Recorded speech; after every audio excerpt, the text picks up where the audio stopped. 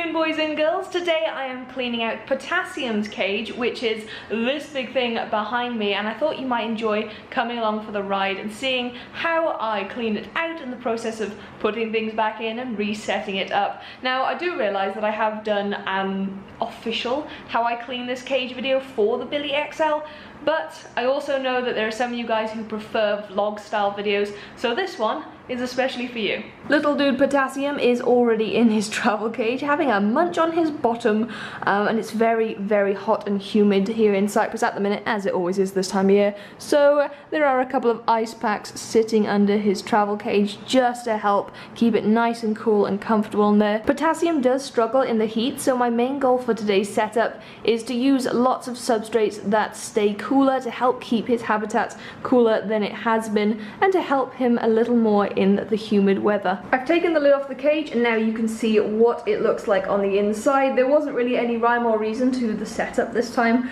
I just put in a bunch of his favourite toys, plenty of substrate, and I've just let him enjoy the area for the last few weeks. But it's going to be very, very different this time, as I've already said. So my first steps for cleaning this out are just to simply remove all of the toys and remove all of the substrate. And that's pretty straightforward, so I am going to do that in a time lapse.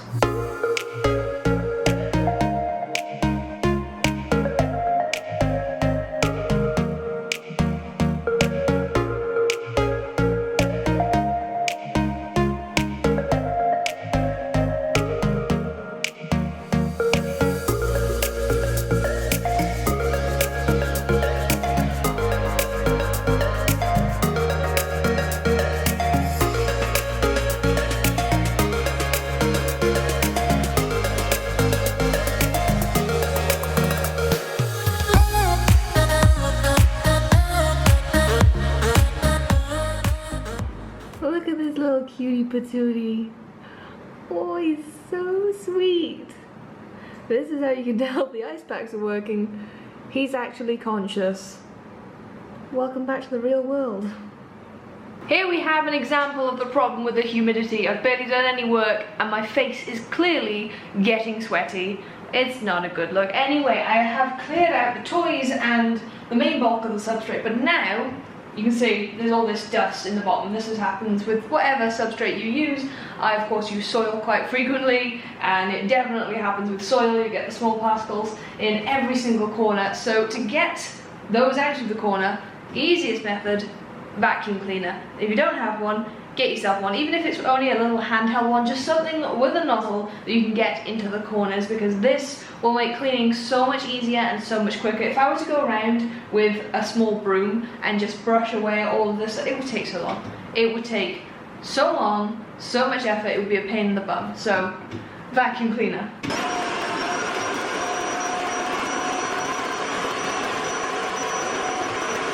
So that's the dust vacuumed up, but there is just a little bit of dust still left on here that the vacuum cannot pick up. And so to clean up that, very simple, baby wipes or pet wipes, either of them work just fine. And it's as straightforward as just wiping down the cage. I'm not going to be doing any disinfecting or using any chemicals or anything like that, because Potassium has not been ill or anything this week. Nobody in the home has been ill, so there's no reason for me to completely disinfect the cage. If it's in the case of a hamster passing away, or like I've just mentioned, if they have been ill, then I would disinfect the cage just to be safe, to stop the spread of germs and to help healing happen quicker. By the way, if I did need to disinfect a cage, the products I would use would either be a pet safe disinfectant, which you can buy in your local pet shops, or you can do a vinegar and water mix. I have done a video on this before, I will link it down below. I think it's how to clean your litter tray without using like fancy chemicals. I can't remember what the video is called, it's from a very long time ago, but vinegar water mix, you can find loads of recipes for it online if you want to just look it up, and that will work just as well as a shop bought disinfectant. Before I bring in the rather large arrangement of substrates, I'm going to show you guys a divider I've made for this particular setup. This is it. It looks a bit crazy, but it's actually very, very simple. That tube should not be poking out that side. All this is made from is simple, straightforward wood. So we've got a large rectangular piece of wood here that I measured and cut to the width of the cage, and then I cut out two wibbly wobbly pieces and piece number 1, piece number 2, screwed them all together, cut a little hole in here so that I could thread one of potassium's tubes through. And what I'm going to be doing with this, if I put it straight into the cage, it's a little easy to explain it then. There we go. I can actually move this up and down the cage and decide where I want my divider to be.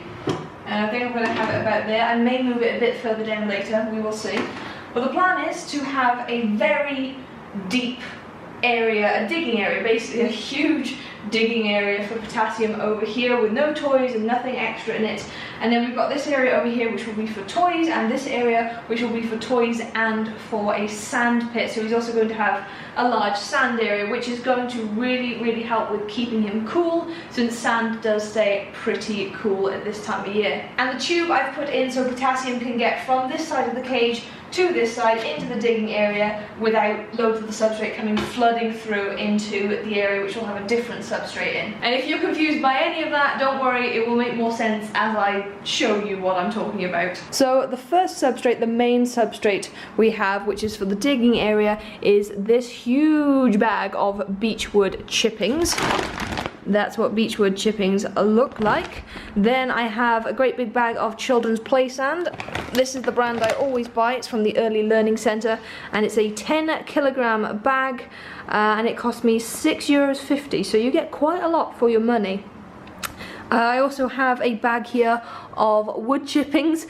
Tesco's brand, go figure. We don't have a Tesco's here. We do have a shop that stocks some Tesco's products, so I know my UK viewers will be able to find this particular brand if you wanted to use it, but it is just basic wood cat litter pellets, and you can buy that pretty much anywhere from a lot of different companies. Then I also have a bag of hay. I'm not sure if I'm going to be using this. I bought it because I haven't used hay in the cages for a while, and I also want to give a little bit of it to iodine.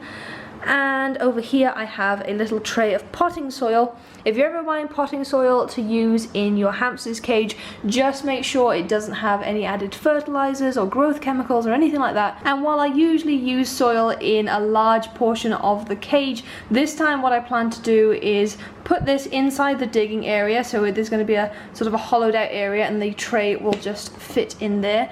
And then I'm going to be spraying this down with water, because when you get soil wet it actually stays really cool and makes a lovely bathing area, just like sand does for your hamster. I'm going to start by adding the beechwood chippings to this section of the cage. This is going to determine just how far forward I need this divider to be, so somehow I'm going to lift this up and start pouring it in.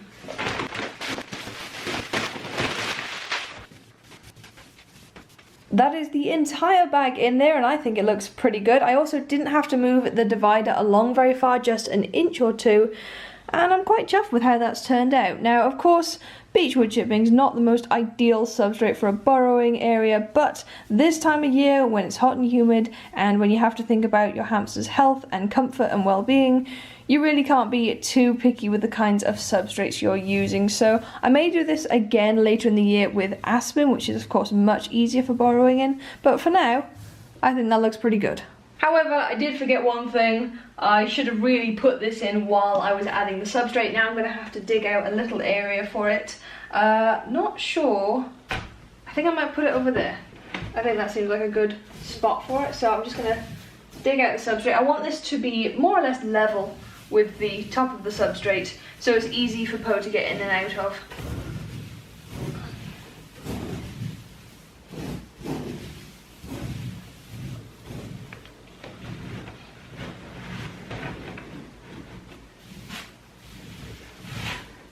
The next thing I'll be doing is adding the wood pellets into the main area and adding the sand into the designated sand pit area.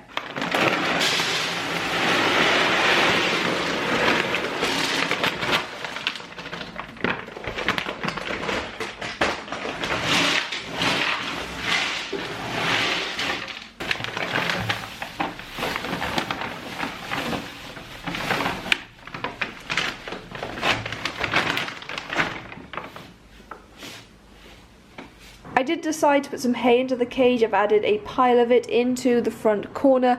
I wasn't really sure whether I would include it or not, but then I remembered, of course, it makes great nesting material. Usually I would use tissue, but that's quite warm, and this is a nice, breathable, airy, cool nesting material to use in the summer months. Here's a quick overview of what the cage looks like without toys and supplies added in. So we've got the wood pellets, the sand bathing area and the hay nesting, and then we've got the beech wood chippings and the soil bathing area.